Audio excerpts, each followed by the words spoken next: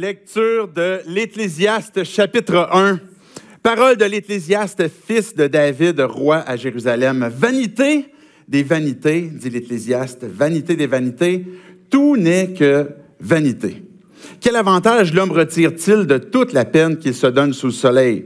Une génération s'en va, une autre arrive, et la terre est toujours là. Le soleil se lève, le soleil se couche, il soupire après l'endroit d'où il se lève de nouveau. Le vent se dirige vers le sud, tourne vers le nord, puis il se tourne encore et reprend les mêmes circuits. Tous les fleuves vont à la mer, mais la mer n'est pas remplie et ils continuent d'aller vers leur destination. Tout est en mouvement, plus qu'on ne peut le dire. L'œil ne sera jamais rassasié de voir et l'oreille ne sera jamais remplie au point de ne plus pouvoir écouter. Ce qui a existé, ce qui existera et ce qui s'est fait, c'est ce qui se fera. Il n'y a rien de nouveau sous le soleil. Si l'on dit à propos de quelque chose, « Hey, regarde ceci, c'est nouveau », en réalité, cela existait déjà dans les siècles précédents. On ne se souvient pas de ce qui est ancien, et ce qui arrivera par la suite ne laissera pas de souvenir chez ceux qui vivront plus tard. Moi, l'Ecclésiaste, j'ai été roi d'Israël à Jérusalem, et j'ai appliqué mon cœur à rechercher et à explorer par la sagesse tout ce qui se fait sur le ciel. Et c'est une occupation pénible que Dieu réserve aux humains. J'ai vu tout ce qui se fait sous le soleil et j'ai constaté que tout n'est que fumée et revient à poursuivre le vent. Ce qui est courbé ne peut se redresser, ce qui manque ne peut être comblé. Je me suis dit, j'ai augmenté et développé la sagesse plus que tous ceux qui ont dominé avant moi sur Jérusalem et mon cœur a vu beaucoup de sagesse et de connaissance. J'ai appliqué mon cœur à connaître la sagesse, mais aussi la folie et la stupidité. Et j'ai découvert que cela revient à poursuivre le vent. En effet, avec beaucoup de sagesse, on a beaucoup de chagrin, et celui qui augmente sa connaissance augmentera sa souffrance. Je vais prier parce qu'on va en avoir de besoin, après un texte comme ça.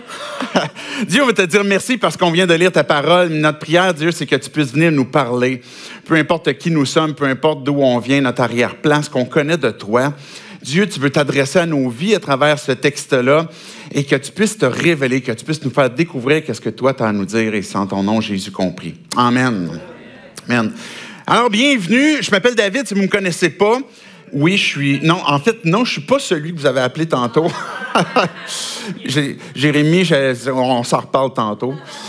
Moi, j'aime pas ce type de bonne fête-là. Fait que, bref, en tout cas, c'est pour ça qu'il l'a fait, parce qu'il me connaît, là.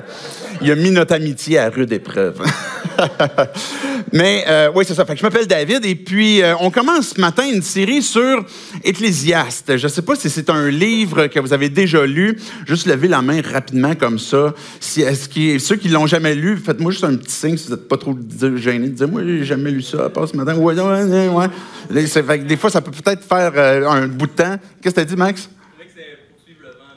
Ouais, tu trouvais que c'était vanité, poursuite de vent, que de relire ça, peut-être. Fait que, ou si vous êtes en ligne, vous pouvez commenter aussi. C'est un livre qui est vraiment très intéressant, mais peut-être que vous avez une réaction, avec un peu comme moi, quand on finit de lire ce chapitre-là, le premier chapitre d'Ecclésiaste, de OK, qu'est-ce que ça fait dans la Bible? C'est quoi ce livre-là qui semble être autant négatif, autant ténébreux? On a appelé cette série-là Memento Mori, c'est de se rappeler de la mort et en même temps de se rappeler de vivre pour le ciel. Donc, il y a un aspect de mort, mais il y a un aspect de vie qu'on voit à travers l'Ecclésiaste et on va regarder différents thèmes au courant de la série qu'on va prendre le temps d'éplucher. Et puis, juste pour vous donner un peu, brièvement, comme brosser un tableau de c'est quoi ça, ce livre-là d'Ecclésiaste. On trouve dans la Bible toutes sortes de livres de différentes catégories. On peut avoir, par exemple, des biographies, un peu comme les évangiles, qui sont une biographie de Jésus. Fait qu'on a ses paroles, on a certaines actions, etc. On a des livres qui racontent des récits aussi, des récits historiques. Fait que ça, on va en avoir dans l'Ancien Testament. Même dans le Nouveau Testament, les Actes des Apôtres rentrent dans cette catégorie-là de récits qui sont racontés. On va avoir d'autres types de livres qui sont, bien, par exemple, des lettres personnelles dans le Nouveau Testament, par exemple, qu'on appelle des épîtres. Bien, ces épîtres-là, c'est des lettres qui sont envoyées, comme par exemple Paul à Timothée ou bien Jacques, et puis, bon, ça va s'adresser à des églises ou à des personnes. Et, bien, Ecclésiaste rentre dans une catégorie de livres qu'on appelle les livres sapientaux, les livres de sagesse. Dans les livres de sagesse, ben, on va avoir, par exemple, les proverbes. Donc, on est beaucoup plus familier avec les proverbes. On en a déjà entendu, même si vous n'êtes pas nécessairement, vous ne vous identifiez pas comme chrétien, vous dites, non, oui, tu sais, je connais quelques proverbes chrétiens, puis que j'ai déjà entendu. Et puis, on est plus familier avec ce type de sagesse-là. Là, quelques temps, on a vu aussi un livre qu'on a fait ici en Église qui était Cantique des Cantiques. Vous vous en souvenez? C'était un livre de sagesse sur l'amour. Et puis, donc, c'était particulièrement orienté justement sur la relation conjugale, fait que tout le développement, puis pendant, puis après, etc. Fait qu'on voyait les thèmes principaux de ça. Et on a aussi le livre d'Ecclésiaste qui, bien qu'il rentre dans le livre de sagesse, il clash quand même un peu avec les autres livres de sagesse. J'oubliais Job. Là, on a vu Job aussi il y a quelques mois, peut-être ça se compte en années, je ne me souviens plus, mais on a vu la sagesse à travers la souffrance, les relations d'amitié, etc. Et quand on lit Ecclésiaste, on se pose la question, ou peut-être même les autres livres, c'est quoi la sagesse? C'est quoi ce terme-là de sagesse, quelque chose qu'on utilise un peu dans notre monde aujourd'hui, quand on fait référence comme un vieux sage, peut-être à quelque part sur une montagne, et puis qui connaît des secrets quelconques. Mais la sagesse, pour la définition biblique, c'est quelque chose qui n'est pas proportionnel, ou qui n'est pas relié exclusivement avec l'intelligence, avec un QI. C'est relié beaucoup plus à une compréhension d'un fonctionnement. La sagesse est cette compréhension-là, par exemple, de comment les choses vont fonctionner. Et puis la sagesse va être l'observation du monde ou d'un monde qu'on peut connaître, et puis agir en fonction de ces différents principes-là de ce monde-là. Par exemple, dans l'Ancien Testament, vous allez lire, par exemple, si vous commencez à lire dans Genèse, Exode, vous arrivez dans Exode, et puis là, on va voir qu'on a besoin de construire le temple, les éléments qui sont dans le temple, etc. Puis là, ça dit que Dieu a donné des capacités à des gens de pouvoir, par exemple, travailler l'or, travailler l'argent, travailler des tissus, travailler. Puis ça dit dans ce texte-là que Dieu leur a donné la sagesse. Pourquoi la sagesse? C'est quoi le lien avec la capacité de travailler l'art? Mais c'est justement cette capacité de comprendre de quelle façon, par exemple, l'orfèvre ou bien ceux qui vont travailler avec des tissus, peu importe, qui vont comprendre le fonctionnement de leur matière première, de quelle façon est-ce que l'art se travaille, qu'on peut le sculpter, le mouler, le fondre, etc. Et ça, c'est une sagesse, c'est une science. Et ces personnes-là avaient cette sagesse que Dieu leur donnait pour comprendre de quelle façon ça fonctionnait, pour après ça interagir en fonction de ces principes-là. Donc, quand on parle, par exemple, que Dieu a fondé le monde avec sa sagesse, on peut constater encore aujourd'hui, à travers la science, qu'il y a plein d'écosystèmes qui sont bien ordonnés, bien coordonnés, et puis que quand on comprend certains écosystèmes, ce monde-là, les principes de ces écosystèmes-là, on comprend comme quoi qu'il y a quelque chose de bien organisé, il y a une façon que les choses fonctionnent, et quand on les comprend, puis qu'on est capable d'interagir avec ça de façon intelligente, c'est ce qu'on appelle la sagesse. Quand on va regarder, par exemple, les proverbes, on va lire dans les proverbes une exposition de comment le monde devrait fonctionner. Okay? C'est important de saisir cette nuance-là de comment le monde devrait fonctionner. Le livre des proverbes, ce n'est pas un livre de loi que tu dois faire, mais c'est plutôt des déclarations de « voici l'ordre dans lequel les choses sont prévues qu'elles se passent ». Je ne l'ai pas apporté ce matin, juste quelques rapidement proverbes que j'ai pris au hasard, puis vous allez comprendre tout de suite c'est quoi cette idée de quelle façon le monde devrait fonctionner. Par exemple, dans Proverbe 12, verset 8, « Un homme est estimé en raison de son bon sens, et celui qui a l'esprit pervers est l'objet du mépris. » Ça, c'est la façon que les choses devraient se passer. Verset 9. Mieux vaut être de condition modeste et avoir un serviteur que de faire l'important et de manquer de pain. Voici un autre proverbe de comment est-ce que les choses devraient être. Verset 10. Le juste connaît bien son bétail, mais le cœur des méchants est cruel. Encore là, une autre façon que ça devrait se produire. Puis verset 11. Celui qui cultive son terrain est rassasié de pain, mais celui qui poursuit des réalités sans valeur manque de bon sens. Donc, on lit les proverbes et on se dit, OK, voici de quelle façon est-ce que Dieu a prévu que les choses se passent dans le monde. Quand on arrive dans Ecclésiaste, ça va être aussi un livre de sagesse qu'on a besoin de lire, qu'on a besoin de comprendre. Mais qu'est-ce qu'on a besoin de comprendre de l'angle d'Ecclésiaste pour qu'on puisse comprendre de quelle façon est-ce que les choses fonctionnent? Ecclésiaste va nous dire de quelle façon les choses se passent réellement dans notre monde. Et c'est la raison pour laquelle on pourrait avoir une impression un peu ténébreuse quand on va lire, je dis un peu, là, mais vraiment ténébreuse, quand on va regarder Ecclésiaste, ben, il va avoir cette constatation-là que l'Ecclésiaste, le Qoéleth, va faire, c'est-à-dire que, OK, la réalité, là, le proverbe va vous dire, puis c'est drôle parce qu'Ecclésiaste, c'est celui, il a écrit beaucoup des proverbes aussi, mais ça va être celui qui va dire, par exemple, ce que je viens de lire, OK, ben celui qui cultive son terrain est rassasié de pain, mais celui qui poursuit des réalités sans valeur manque de bon sens. Mais Ecclésiaste va dire, dans la réalité, là, ça ne se passe pas de même. Parce que dans la réalité, il y a du monde qui ne travaille pas et qui ont beaucoup d'argent. Dans la réalité, il y a du monde qui travaille, qui travaille énormément puis qui ont très peu d'argent. Il y en a d'autres qui vont dire, OK, un homme est estimé en raison de son bon sens. Ben, dans la réalité, il y a du monde qui sont de mauvais sens, qui sont complètement stupides, et puis qu'on va estimer vraiment. Et là, Ecclésiaste, il va dire, voici la réalité de comment est-ce que le monde se passe. Et c'est un livre de sagesse. Et la raison pour laquelle on a besoin de comprendre, mais quand on comprend de quelle façon que notre monde fonctionne, bien, ça nous donne une capacité de pouvoir comprendre de quelle façon interagir aussi avec ce monde-là. Ecclésiaste va nous expliquer des choses qui peuvent donner un aperçu pessimiste et puis peut-être un aperçu optimiste. Je ne sais pas de je ne sais pas si on faisait comme, j'aurais dû faire un petit sondage en semaine, là, comme est-ce que vous pensez qu'Ecclésiaste est positif ou négatif? La réalité, c'est que c'est beaucoup plus pessimiste que vous pensez. Vraiment, c'est beaucoup plus pessimiste que ce que vous pouvez l'imaginer. Mais c'est beaucoup plus optimiste que ce que vous pouvez l'imaginer aussi. Donc, c'est pas un livre où on se ferme les yeux puis on se dit « Ah non, ça va pas être si négatif que ça, il doit y avoir quelque chose comme vraiment positif à travers ça qu'il faut lire à travers les branches. » Non, il y a vraiment quelque chose qui est très pessimiste, mais il y a aussi une conclusion qui est vraiment très positive et qui est beaucoup plus loin que même ce qu'on peut imaginer dans cette perspective-là. Ce professeur-là, je l'appelle le professeur des traductions, peut-être que vous lisez dans certaines traductions, ça va vous dire, par exemple, le prédicateur, le professeur. C'est fort probablement, ce gars-là est Salomon.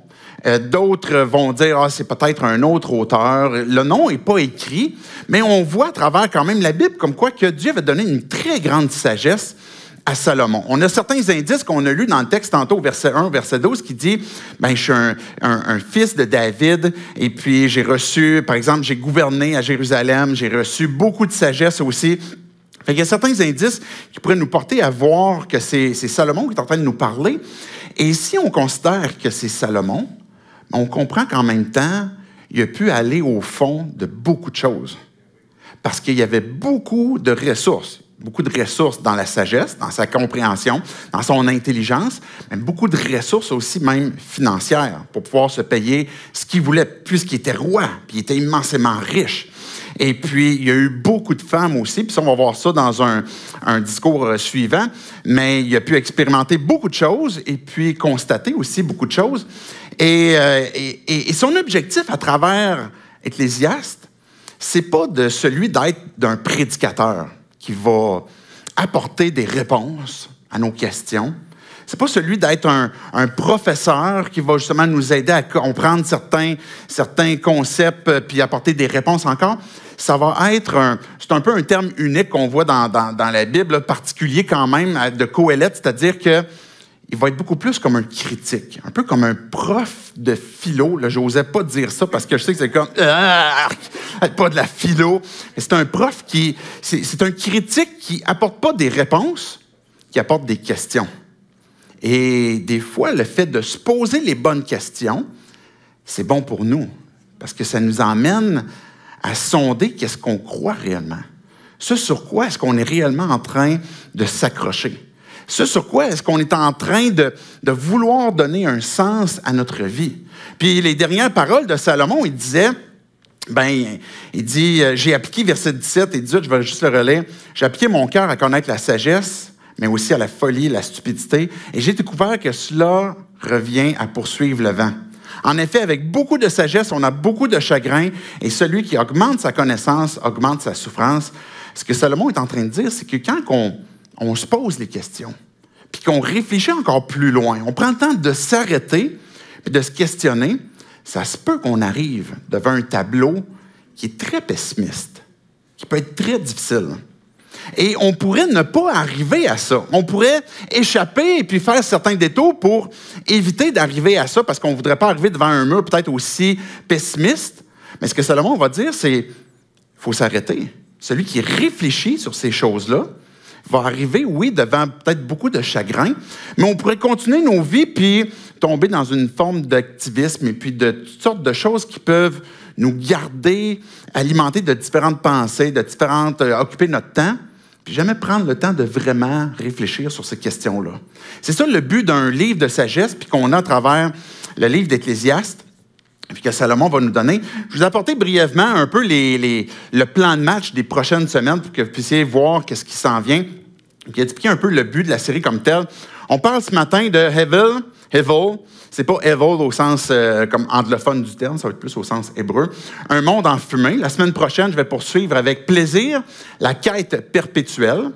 Ensuite, on va parler d'éternité, qui a un temps pour tout. Le 9 juin, dimanche des baptêmes, les attentes, cri de détresse. Ça va être positif pour les baptêmes, faites-vous-en pas. 16 juin, les 2 derniers discours, ça va être apporté par Christian. Carpe diem, vivre pleinement.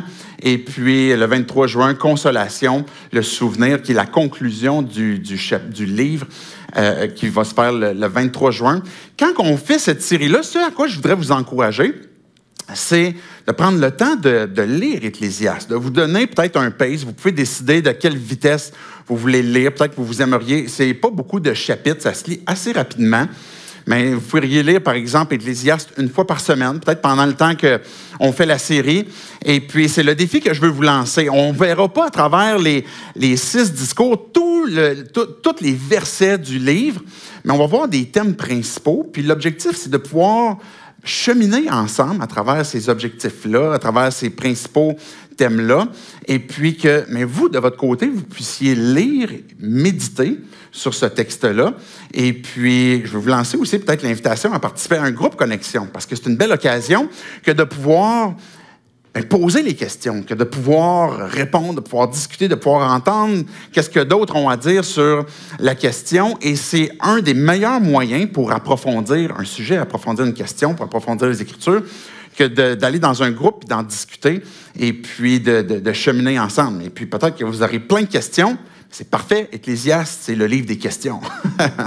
Et puis, je suis sûr que Dieu va apporter les réponses en temps et lieu. Donc, ça, c'est l'invitation que je veux vous faire au courant de la série, qu'on va voir des vérités à travers ce texte-là que vous ne vous attendez pas, des vérités qui peuvent transformer nos vies, qui vont pouvoir transformer, juste avec le peu, j'ai étudié beaucoup c'est vraiment pénible, là, Salomon le disait, là. J'ai fait beaucoup d'études pour comprendre Ecclésiaste dans les dernières semaines, et puis je me souviens plus ce que j'allais dire avec ça, finalement. Oui, non, au-delà de ma souffrance. Ah oui, c'est ça, ça va transformer. Bien, déjà là, dans ce que j'étudiais, ça commençait à transformer ma façon de prier. parce que je voyais des choses que Dieu révélait sur le monde, etc. Et ça m'amenait à découvrir de la profondeur, que l'importance qu'il peut y avoir ou l'impact qu'il peut y avoir de la prière dans la présence de notre monde. Bref, il y a des choses comme ça que Dieu va nous révéler en temps et lieu, puis que vous allez pouvoir profiter. Maintenant, c'est quoi le sens de tout ça? Il y a une question qui va revenir à peu près une dizaine de fois dans Ecclésiaste, et puis qu'on a vu au verset 3, qui est, en fait, je vais relire versets 2 et 3. « Vanité des vanités, dit l'Ecclésiaste, vanité des vanités, tout n'est que vanité.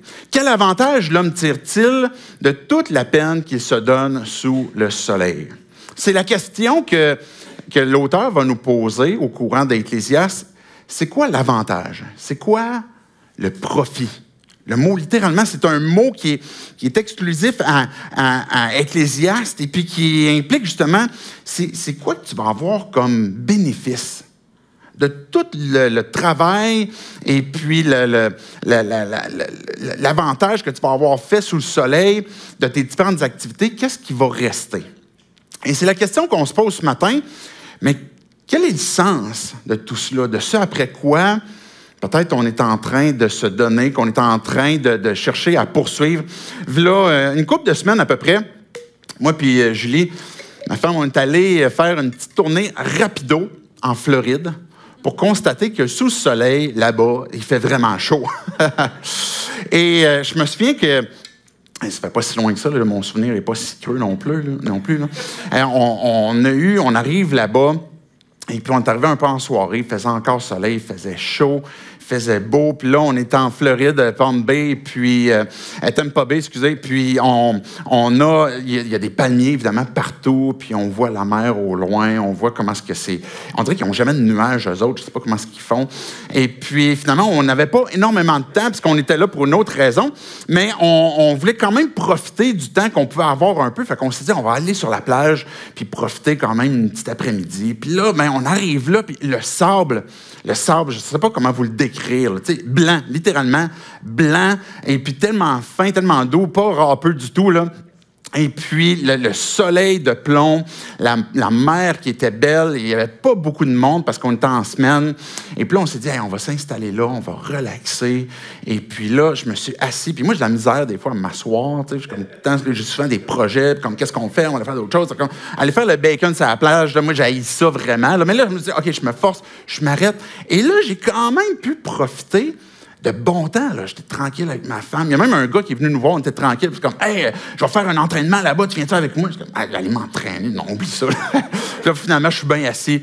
Et puis, on est là, et puis, ce moment-là, ben, j'aimerais pouvoir le revivre. J'aimerais pouvoir, c'est tellement un beau moment, tellement de bon soleil. On aimerait ça comme on voit dans les prochains jours, il y en a plus. Aujourd'hui, il fait beau, c'est correct. Aujourd'hui, on va se contenter pour aujourd'hui. On aimerait ça ramener du soleil, ramener du sable, tout ça. Mais le mieux qu'on peut faire, c'est le ramener dans nos souvenirs, puis faire un peu comme, ben, ce moment-là, je vais le capturer, puis je vais le garder dans un petit pot. Puis je vais le mettre là, et puis, ben, un jour ou l'autre, je pourrai en profiter encore. Mais Ecclésiaste, lui, quand il arrive, puis il arrive à côté de mon pot, il est comme, OK, vanité des vanités, tout n'est que vanité. Non, mais t'es donc bien rabat-joie. Moi, j'ai des beaux moments, j'ai des belles choses, je m'accomplis dans du travail, je m'accomplis dans un ministère, je m'accomplis, j'ai eu du plaisir à m'arrêter, à constater la plage, etc. Et puis lui, ben, il arrive au verset 2, puis, OK, vanité des vanités, tout ça, c'est la poursuite du vent. Mais pourquoi est-ce que l'auteur nous dit ça? Pourquoi est-ce qu'il nous dit que ce n'est que poursuite du vent? Pour nous amener à réfléchir, justement, c'est quoi le sens de la vie? C'est quoi le sens de nos vies qu'on essaye de faire certaines activités pour, justement, donner un sens puis donner une raison d'être à ce que l'on fait? Là, ici, j'ai juste un petit pot pour un événement que j'ai voulu capturer, que je veux mettre ça là. Mais nos vies sont remplies de petits pots, puis qu'on essaye de donner un sens à nos vies. Quand que l'auteur va dire « vanité des vanités », le mot, littéralement, c'est ce qu'on voyait tantôt, « hevel », c'est-à-dire que c'est ce mot qui, on pourrait traduire comme « fumée ». La fumée est quelque chose qui nous donne l'impression qu'il est solide. On a l'impression, on sait que c'est pas solide, mais on a l'impression qu'on pourrait saisir la fumée, on pourrait en prendre et puis la mettre dans un pot. Mais quand on essaie de saisir la fumée, elle nous échappe entre les mains. Il n'y a même pas aucune sensation d'avoir de la fumée entre les doigts. On ne saisit rien. Donc, quand on traduit vanité des vanités, j'ai fait exprès de ramener ce terme-là parce que plusieurs de nos traductions de la Bible vont utiliser le mot vanité, mais il y a un sens au-delà que de juste quelque chose qui est vide, mais plutôt qui nous donne une apparence d'une substance, mais qui finalement n'a rien. Est-ce que vous comprenez la nuance de Heva? C'est cette nuance comme quoi que tout le long dans nos vies, on cherche à répondre à cette question-là. Quel avantage est-ce que j'ai de l'activité que je fais sous le soleil? Et puis, je cherche à saisir la fumée, mais elle m'échappe entre les doigts. Et c'est pour ça que le texte va nous dire, bien, c'est poursuite du vent. On cherche à attraper le vent, puis on cherche à s'en mettre dans les poches, puis à faire de quoi, puis on n'y arrive pas. Et cette expression-là, sous le soleil, je prends le temps de mettre la table pour différentes expressions comme vanité, sous le soleil, bien, ça implique justement toutes les activités. Il y en a des choses qui se passent sous le soleil, là. Il y en a du monde sous le soleil. On a différents intérêts, on a différentes façons de voir la vie, différentes façons de faire les choses. Et quand l'auteur va employer l'expression « sous le soleil », c'est parce que ça englobe vraiment tout ce qui se fait sous le soleil. Dans le texte qu'on a lu, on voit que Salomon est « OK, j'ai expérimenté la sagesse, mais j'ai expérimenté aussi la stupidité. Je suis allé de l'autre côté aussi. Je me suis donné tout ce que mon cœur désire, mais je me suis privé de tout aussi. J'ai fait des grands accomplissements, mais j'ai fait des grandes erreurs aussi. » Et finalement, il va dire « Bien, tout ce qui se fait sous le soleil, nous donne une impression de solidité, mais qui nous échappe finalement, puis qui est vanité, puis poursuite du vent. » Donc, que ce soit nos capacités, notre volonté, on est tous englobés là-dedans. On a tous à réfléchir sur cette question de qu'est-ce qu'on est en train de poursuivre, puis d'essayer de capturer justement cette fumée-là. Le texte qu'on vient de lire nous montre, on pourrait résumer ça à 3 réponses pour la question qu'est-ce qu'un homme tire comme avantage de tous ses efforts sous le soleil? Mais il pourrait y avoir 3 réponses qu'on va regarder à travers ce texte-là, que j'ai résumé à vouloir faire un monde meilleur, vouloir vivre l'expérience, et puis la moralité. Je l'ai résumé à la moralité, mais je vais vous expliquer qu'est-ce que je veux dire par là. La première des façons qu'on pourrait chercher à répondre à cette question-là qu'on lisait au verset 3, qui est « Quel avantage l'homme retire-t-il de toute la peine qui se donne sous le soleil? » Bien, c'est je veux faire un monde meilleur. J'ai apporté d'autres petits pots ici parce qu'on pourrait comme résumer ces 3 réponses-là à... J'aurais dû écrire dessus comme, mettons, monde meilleur, mais vous allez comprendre, hein, vous allez me suivre. OK? Monde meilleur, ça, c'est juste mon café, ça n'a pas rapport. Okay? On veut faire un monde meilleur. Ce qu'on veut faire à travers ça, et à quelque part, on peut tous un peu s'identifier, mais peut-être que ça va vous caractériser peut-être plus que les 2 autres, c'est qu'on aimerait pouvoir laisser notre trace. On aimerait pouvoir faire en sorte que le monde va aller vers le mieux. On veut s'investir dans opérations de clin d'œil, parce qu'on voit qu'il y a du monde qui n'ont pas la capacité, par exemple, de déménager, qui n'ont pas les camions, qui n'ont pas les bras. Et puis là, ben, on se dit, OK, il faut faire des inscriptions. C'est encore le bon temps parce que ça s'en vient. Je ne veux pas trop insister, j'en profite. OK? Mais on pourrait s'investir dans vouloir faire un monde meilleur à travers l'opération de clin d'œil, à travers certaines implications communautaires, par exemple, certains mouvements écologiques qui vont être des bonnes choses parce que on voit qu'il y a du désordre, on voit qu'il y a du mal qui peut se produire, mais notre motivation, c'est de s'engager justement dans des actions altruistes, dans des œuvres humanitaires, charitables, dans des projets de développement pour justement faire de notre monde un endroit meilleur. Ça peut être dans notre foyer, ça peut être dans notre quartier, ça peut être dans notre ville. Et puis, c'est une bonne chose. C'est une bonne chose qu'on recherche ça. Mais Qoélette arrive à côté de notre petit pot, de vouloir faire un monde meilleur. Puis lui, ce qu'il va nous dire, mais il va nous dire, par exemple, au verset 3, « Que retire l'homme de tout son travail? » Qu'est-ce que ça te donne de t'investir autant pour vouloir faire un monde meilleur? Parce qu'il va dire, par exemple, au verset 4, bien, les générations vont et viennent, mais la terre subsiste toujours. À l'échelle de l'humanité, à l'échelle du temps, le peu de temps qu'on vit sur Terre, mettons que c'est 80 ans, quel impact qu'on va avoir sur le monde pour qu'il reste une trace? Quel investissement, quelle capacité est-ce que l'on a quand on veut, OK, je veux vraiment que le monde change, je veux vraiment qu'il y ait des choses qui changent, je veux faire les choses pour qu'on puisse vivre quelque chose de mieux. Puis, dans l'échelle de l'humanité, qu'est-ce que ça pèse? Et c'est ça que le Qoheleth va dire, bien, les générations viennent, partent, et puis il y a un cycle continuel de gens qui naissent, et puis qui meurent, qui naissent, qui meurent. Puis à l'échelle, pas juste du temps, mais à l'échelle mondiale, bien, qu'est-ce qu'on change réellement? C'est quand même un peu pessimiste, là. C'est comme s'il est en train de nous dire, bien, ce que tu fais, c'est du vent. C'est vanité. Ça ne sert à rien en bout de ligne. Si tous ces efforts qu'on fait pour notre monde, verset 11, on ne se souvient pas de ce qui était ancien, puis même de ce qui arrivera, n'aura point de souvenir auprès de ceux qui viendront après, on ne s'en souviendra pas. Qui sont ceux ici qui se souviennent, dans tous ces arrière-grands-parents, un de leurs prénoms? Arrière, j'ai dit quoi, grands-parents? Arrière-grands-parents. Oscar? OK. Adam. Mais la réalité, c'est qu'il y en a peu, là. Puis, puis si on monte plus loin que nos arrière-grands-parents, on dirait comme, hey, oh, OK. Même mes grands-parents, moi, je n'ai pas connu tous mes grands-parents, mes arrière-grands-parents, c'est encore plus difficile. Ça ne nous prend pas beaucoup de temps qu'on arrive au bout de ceux qui ont contribué à ma vie aujourd'hui. C'est quand même pas rien, là. Je ne sais même pas c'est quoi leur nom. Je ne sais même pas c'est qui. Je verrai leurs photos, puis je ne saurais pas c'est qui. Mais ce que l'auteur est en train de nous dire, c'est qu'on veut laisser notre trace. Mais la réalité, sur l'échelle du temps, ça ne laisse aucune trace. Ça ne laisse rien.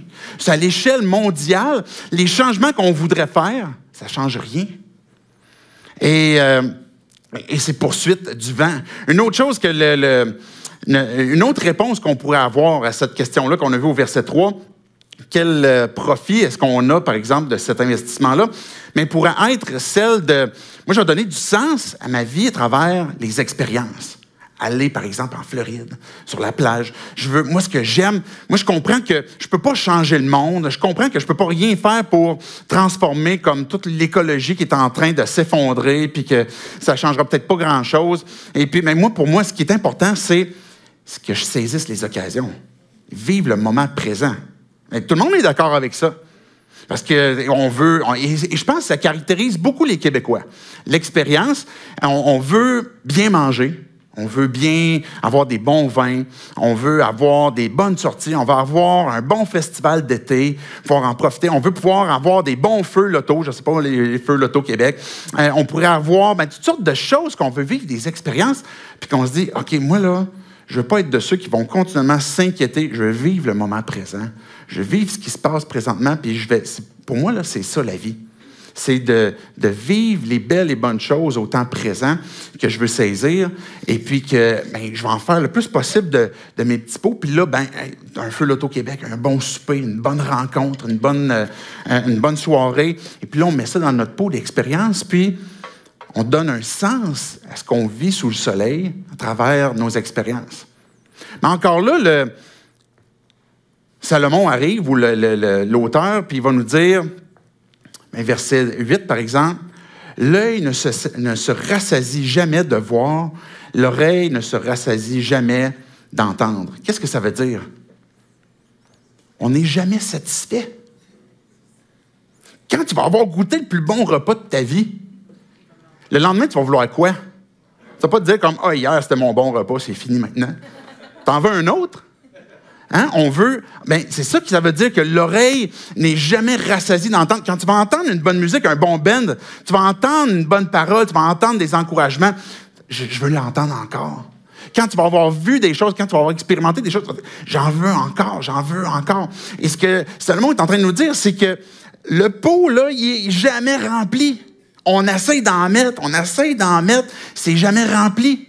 Ça revient un peu à la version humaniste, c'est qu'on veut rendre le monde meilleur, mais j'en mets, puis finalement, à l'échelle de l'humanité puis du monde, ça ne change pas grand-chose, puis mes expériences me rassasient jamais. Je trouve que la toune qui l'illustre bien de I Can Get No Satisfaction, on ne peut pas obtenir. J'essaye, puis il y a tout un sentiment d'insatisfaction, peu importe ce qu'on fait. C'est où le meilleur endroit pour vivre? C'est avec qui? On va constamment, une fois qu'on va être rendu, on va encore chercher ça. Et c'est ça que ça veut dire que le verset 8, il commençait en disant « Mais toutes choses sont ennuyeuses. » Une autre traduction va dire « Toutes choses sont ennuyeuses, plus qu'on ne peut dire. » Puis l'œil ne se rassasie pas de voir, l'oreille jamais remplie complètement d'entendre. On en veut continuellement plus. Et puis, les plaisirs sont éphémères. Ce qui vont nous satisfaire vont changer à travers le temps. Et puis, l'auteur va venir et il va dire, mais ça, c'est la poursuite du vent. On essaie de saisir de quoi, puis de mettre de côté, puis de donner un sens, mais ça ne marche pas. On n'y arrive pas. La troisième façon de voir le monde, puis d'y donner un sens, je l'ai appelé moralité, qui est un peu existentialiste. C'est-à-dire qu'on se donne à une forme de moralité où on veut que les choses changent. Moi, je m'identifie un petit peu plus à celui-là. On veut, dans notre monde, c'est tordu, là où il y a des choses qui ne vont pas bien, on veut rectifier les choses, on veut combler des manques, on veut apporter des réponses avec des choses qui sont peut-être un peu tordues dans notre monde, et puis on veut s'investir dans... Ça rejoint un petit peu des fois cette idée d'humaniste, mais on veut s'investir d'un plan personnel pour dénoncer ou pour combler et puis corriger ce qui est tordu. C'est ça qu'on voit dans le texte, par exemple. Je remonte dans le chapitre 1. Par exemple, il va dire ça au verset 15. Je vais commencer verset 14 et 15, je vais relire après. « J'ai vu tout ce qui se fait sous le soleil et j'ai constaté que tout n'est que fumée et revient à poursuivre le vent. Ce qui est courbé ne peut pas se redresser, ce qui manque ne peut pas être comblé. » Alors, je me suis dit, j'ai augmenté puis développé ma sagesse plus que tous ceux qui ont dominé avant moi. Je me suis attardé à comprendre le fonctionnement des choses parce que j'ai vu qu'il y a des choses qui manquent puis il y a des choses qui sont tordues. Et puis, j'ai augmenté ma sagesse. Puis finalement, poursuite du vent. Ça n'a rien donné.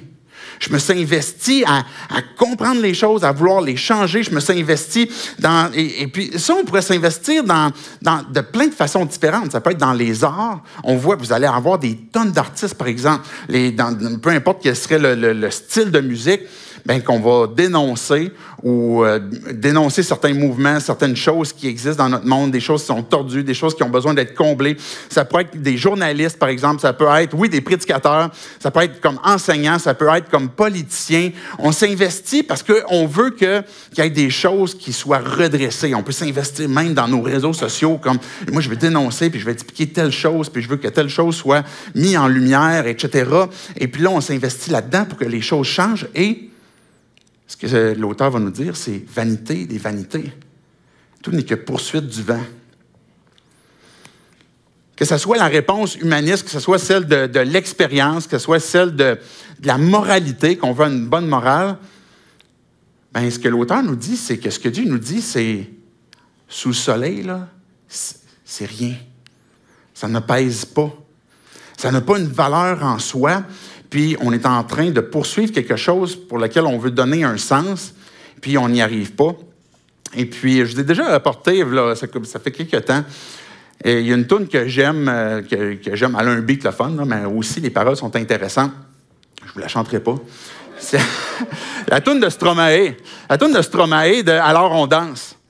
Alors on danse, puis là, OK, à part ce bout-là qui répète à peu près 15 fois, « Alors on danse », ce qui est intéressant, c'est ce qu'il va dire juste avant, c'est qui dit études dit travail, qui dit taf, on parle du travail ici, là, dit des thunes. Il a fallu que je cherche le dictionnaire français, puis en québécois, ça veut dire quoi? Des thunes, c'est de l'argent, et puis le taf, c'est le travail.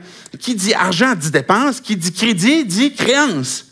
Qui dit dette dit huissier, et qui dit assis dans le fumier, dans la merde, qui dit, qui dit amour, dit des gosses, qui dit toujours, dit divorce, qui dit proche, te dit deuil, car les problèmes ne viennent pas seuls, qui dit crise, te dit monde, dit famine, dit tiers-monde, et qui dit fatigue, dit réveil, encore sourd de la veille. Alors, qu'est-ce qu'on fait?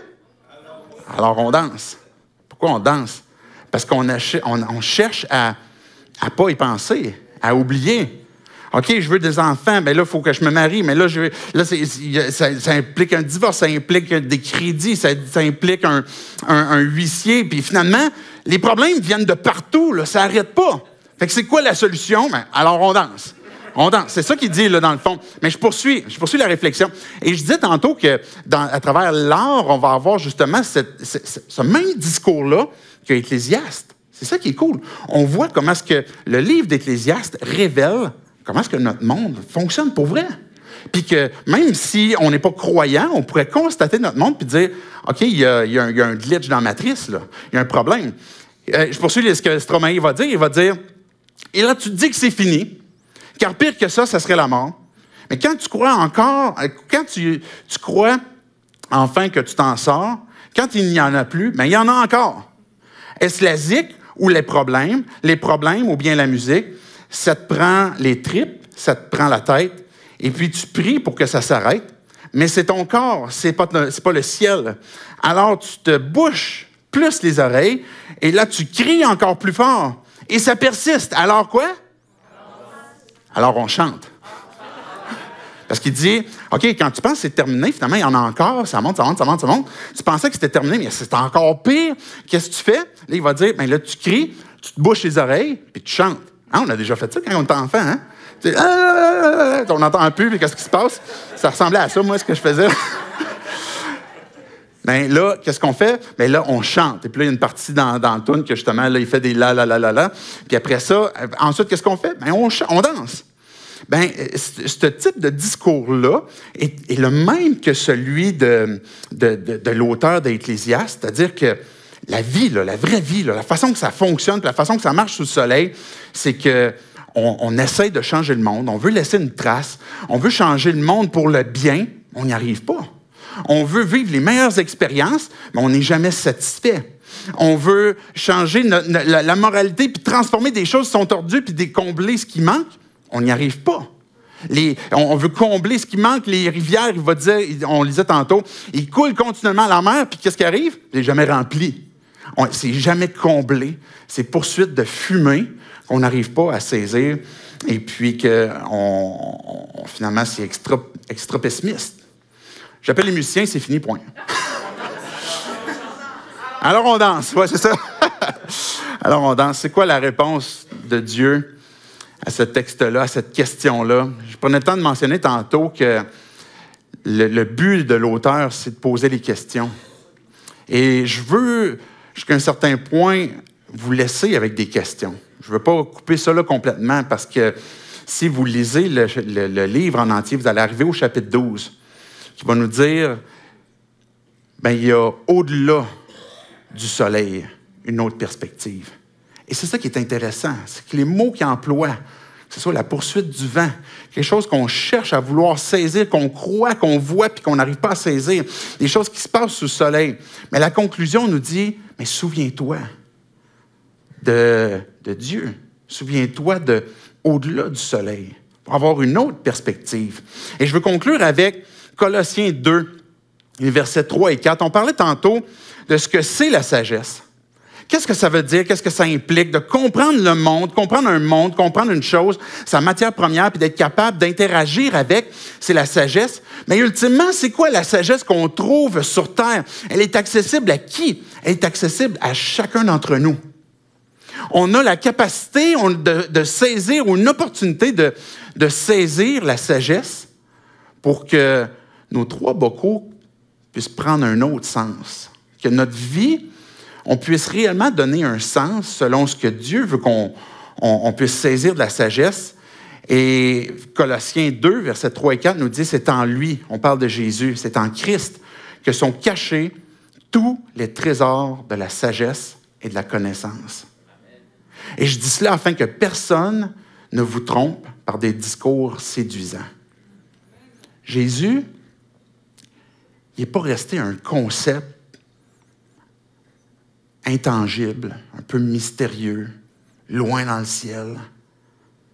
Dieu s'est incarné. Ce n'est pas de la fumée. Il est venu sur terre de façon solide pour venir vivre avec nous. En lui a tous les trésors de la sagesse. À l'époque, quand Paul il dit ça, il y a ce mouvement philosophique comme quoi que si tu réussis à aller plus loin dans ta philosophie, Jean, il l'a fait un peu aussi avec le tout début de son évangile, au début était la parole et puis était le logos, etc. Ben, il emploie des concepts un peu philosophiques pour dire, OK, on n'est pas juste sur des nuages, là. On n'est pas en train de juste philosopher sur des concepts abstraits puis philosophiques, puis qu'on veut juste dire comme, OK, peu importe quel bocal, toi, tu remplis dans ta vie. Je pensais que j'allais le renverser, excusez. J'ai failli mourir là. Mon bocal vide. Mais j'ai encore perdu mon fil. Peu importe la façon qu'on le remplit, bien, Dieu ne cherche pas à nous dire comme, OK, c'est vide, c'est rien, ça n'a pas de sens. Ce qu'il veut nous dire, c'est tous les trésors de la richesse, de sa sagesse, sont en Jésus. Ils sont accessibles pour qui? Pour tous ceux qui viennent à lui. Tous ceux qui reconnaissent que mon cœur cherche à faire sa vie sans Dieu. Je cherche à faire ma vie, et on est tous de même, à faire notre vie sous le soleil, puis à donner un sens à nos vies, étant déconnectés de ce pourquoi on a été créés. Pour être en relation avec Dieu. Puis Dieu n'est pas juste resté comme, OK, mais tant pis pour vous autres, vous voulez faire votre vie. Mais il est venu nous rencontrer pour, je veux donner un sens à ta vie. Je veux redonner un sens.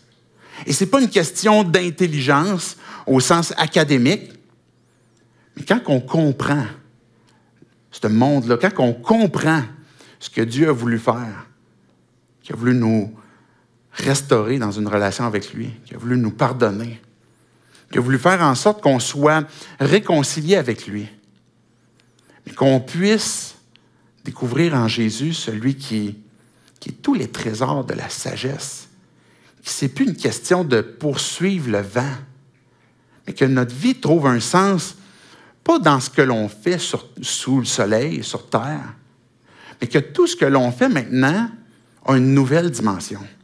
Ça ne veut pas dire qu'il n'y a plus de belles expériences. Ça ne veut pas dire qu'on n'est pas en train d'essayer de changer le monde pour qu'il devienne meilleur. Ça ne veut pas dire qu'on n'est pas en train de vouloir redresser des choses qui sont tordues ou qui ont besoin d'être comblées. Mais le pourquoi est-ce qu'on va le faire va être différent. Quel gain est-ce que l'on a sous le soleil à vouloir donner un sens à nos vies? Il ne reste rien. Mais c'est pour ça que le texte de Colossiens nous parle d'un trésor qui nous reste. Qu'est-ce qu'on fait sur terre maintenant qui, dans une perspective éternelle, va rester? Quelle conversation est-ce que tu peux avoir dans une semaine à être un témoin de Jésus avec une personne qui comprend l'Évangile, qui place sa foi en Christ, puis tu vas retrouver dans l'éternité? Imaginez, à travers une conversation.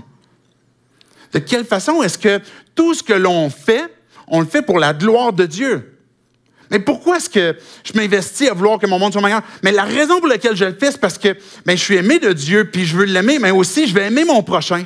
C'est la raison pour laquelle je vais le faire. Mais mon accomplissement, puis le sens à ma vie ne va pas trouver justement ses racines uniquement dans les actions que je vais faire déconnectées de Dieu.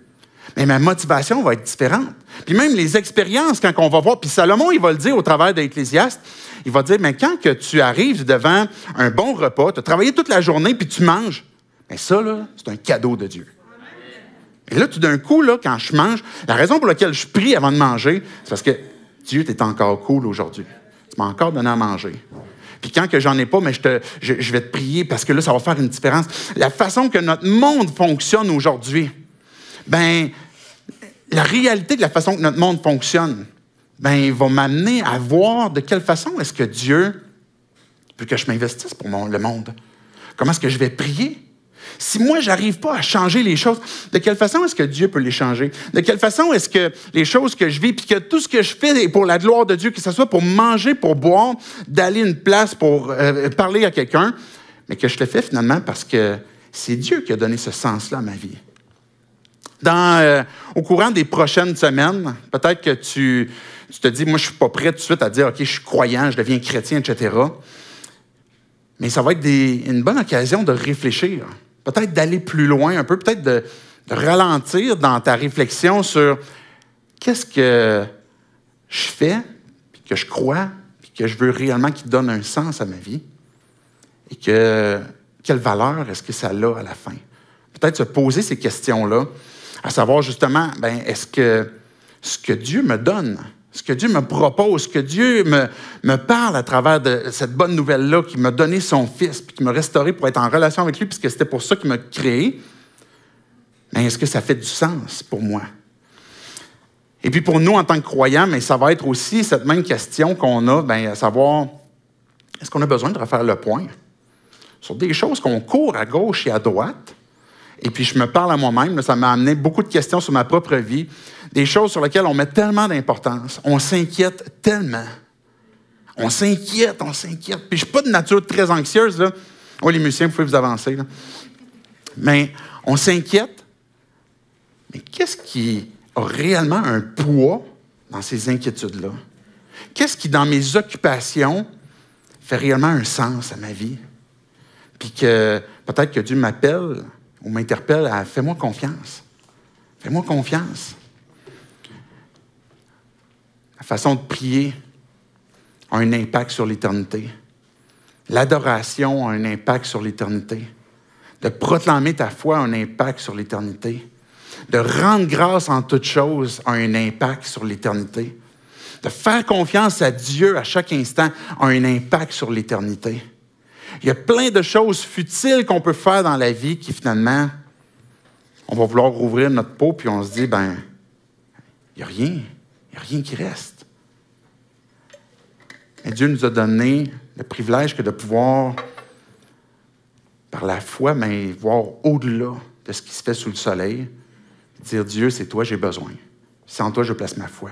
Je vais vous inviter à vous lever, on va chanter, puis je vais conclure par la prière.